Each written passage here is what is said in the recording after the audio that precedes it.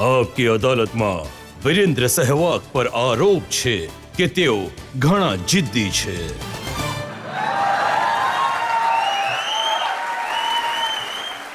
તમારી મા પાસેથી એ જાણવા મળ્યું કે જ્યારે 2 વર્ષના હતા ઘણું રડતા હતા અને જ્યાં સુધી ક્રિકેટની બેટ અને બોલ હાથમાં ન આવે ત્યાં સુધી ચૂપ જ નહોતા રહેતા.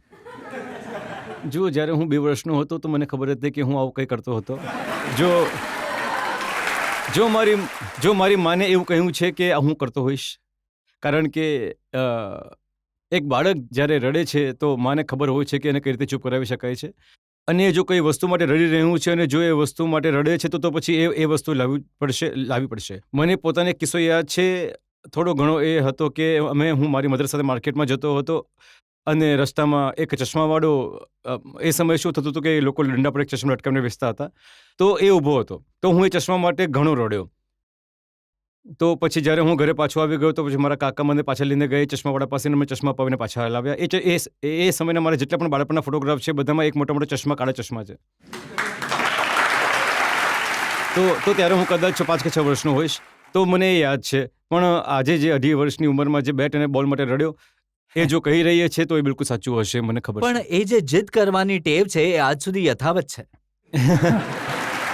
જો જીત સારી હોય તો કેમ ન કરીએ જીત. હવે જીત સારી હોય છે કે તમે તમારા દેશ માટે રમવા ઈચ્છો છો તો આ જીત સારી છે.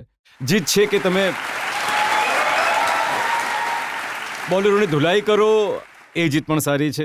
એટલે કે જો ખરાબ જીત હોય તો પછી નકામી છે, સારી જીત સારી છે. હવે એ જણાવો, આ ખરાબ જીત છે કે સારી? આ બધા જે ક્રિકેટિંગ એક્સપર્ટ છે એ હંમેશા તમને કહે છે કે ભાઈ તમારી સ્ટાઇલ થોડી ઠીક કરો, અમુક બોલને છોડી દો, થોડા ઓછા શોટ મારો, ફીટને મૂવ કરો, પણ ક્યારેય કોઈની સલાહ માની જ નહીં. પણ સર, પણ આ તો બેકારની જીદવાળી વાત થઈ ગઈ ને. એ બે બેકારની વાતો થઈ ગઈ. કેમ કે મારું એવું માનવું છે કે જો હું ક્રિકેટ રમું છું અને જો હું જે ગેમ રમું છું અને જેમાં મને સક્સેસ મળી રહી છે એ મારાથી વધારે સારું કોણ જાણી શકે.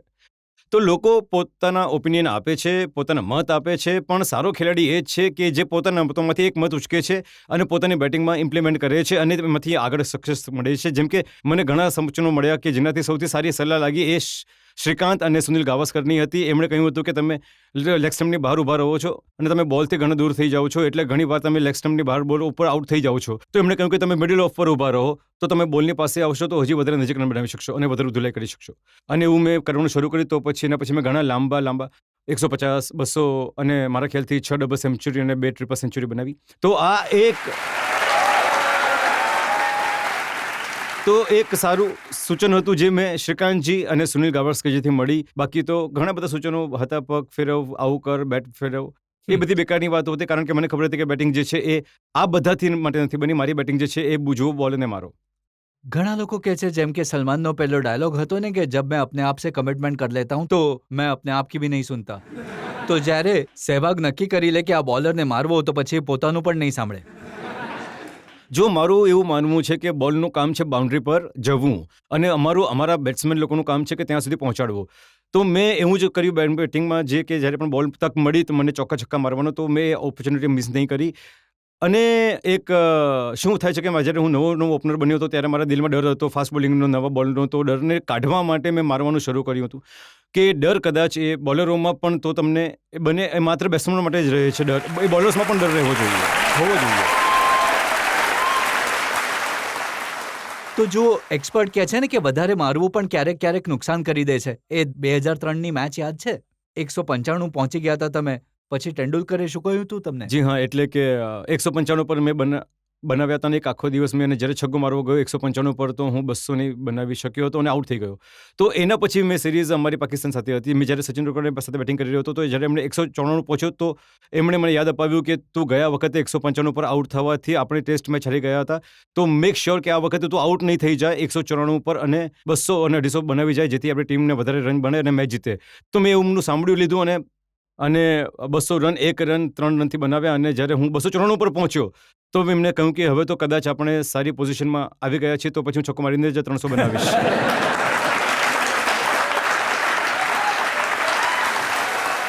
તો જેવું મેં કહ્યું, ક્યારેક કોઈકનું સાંભળી લેવું જોઈએ જો તમારા સારા માટે કહી રહ્યા છે તો એ સમયે તેંડુલકરજી મારા સારા માટે કહી રહ્યા હતા કે 194 પર મારીને આઉટ નહીં થતો અને એને કારણે કદાચ હું 300 રન બનાવી પણ શકું. બોલર્સના હૃદયમાં ખાસો ડર પેસી ગયો હતો. સાદિક મોહમ્મદ જે પાકિસ્તાનના ઓપનિંગ બેટ્સમેન હતા, એમનું એક દિવસ સ્ટેટમેન્ટ મેં જોયું. એમણે કહ્યું કે જ્યારે સહેવાગ મેદાનમાં ઉતરે છે તો એવું લાગે છે કે કોઈ આતંકવાદી આવી ગયો છે.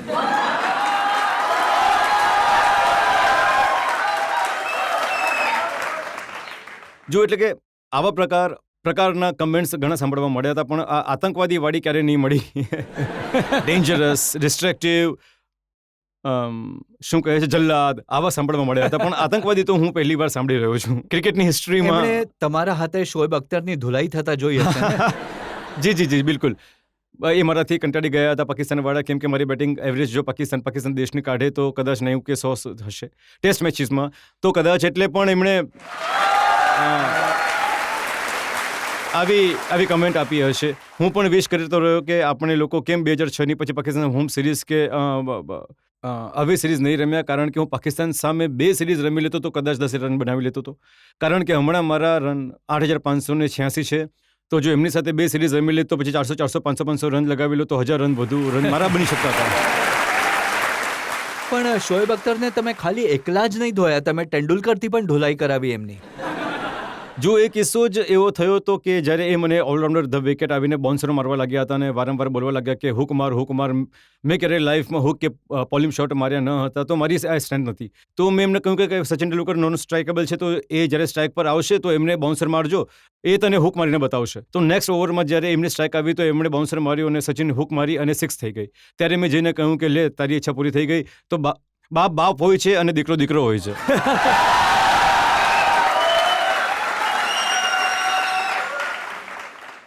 અને સૌરવ ગાંગુલી જણાવે છે કે 325 રનનો ટાર્ગેટ હતો ઇંગ્લેન્ડની વિરુદ્ધ.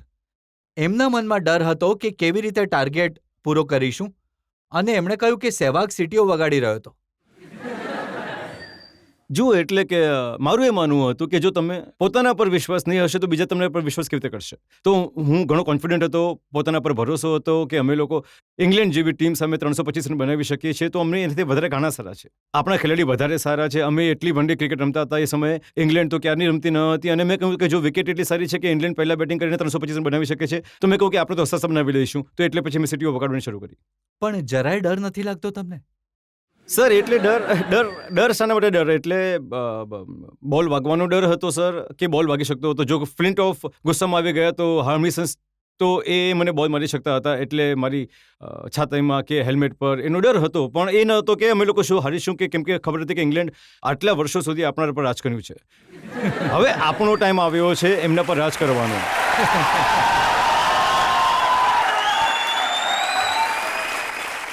તો ગોરાજી હતા એ સમય માટે આપણા પર રાજ કરીને જતા રહ્યા. તો હવે આપણો સમય આવ્યો હતો તો આપણે એમના પર તો રાજ કરી શકીએ રહ્યા હતા કે ધોલાઈ કરી રહ્યા હતા?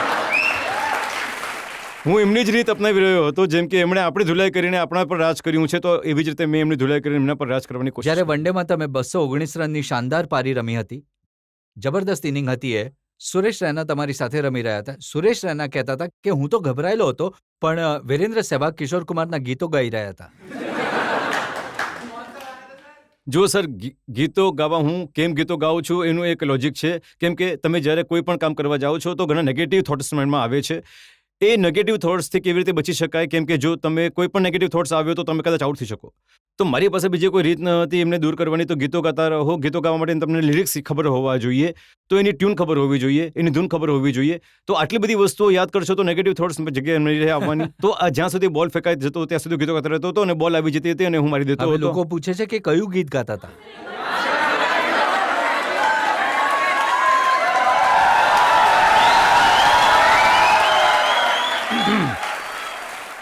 મારું ફેવરેટ ગીત છે કિશોર કુમારનું ચલા જાતા હું કિસી કી ધૂન મેં ધડકતે દિલ કે તરાને લીએ. અચ્છા, મેં વિચાર્યું કે તમે ગાતા હતા કે બચન આયા હસીનો અબ મેં આ ગયા. સર, એ ગીત પણ મેં ગાયું છે. કેમ કે જ્યારે આ ફિલ્મ આવી અને આ ગીત હિટ થયું તો ડ્રેસિંગ રૂમમાં હું ગીતો વાગતા હતા જે હિટ થતા. તો જ્યારે આ ગીત વાગતું હતું તો મને પણ આની ધૂન યાદ હતી, લિરિક્સ યાદ કર્યા અને અંદર ગયો અને એ ગીત ગાતો રહ્યો. તમે એડ નથી કરતા કે બચના પાકિસ્તાનીઓ લો મેં આ ગયા? આ માત્ર પાકિસ્તાનીઓને કહેવું ખોટું હશે, કારણ કે બધા બોલરો નામ લખી શકતો હતો એ સમયે કે બચના બોલરો લો મેં આ ગયા.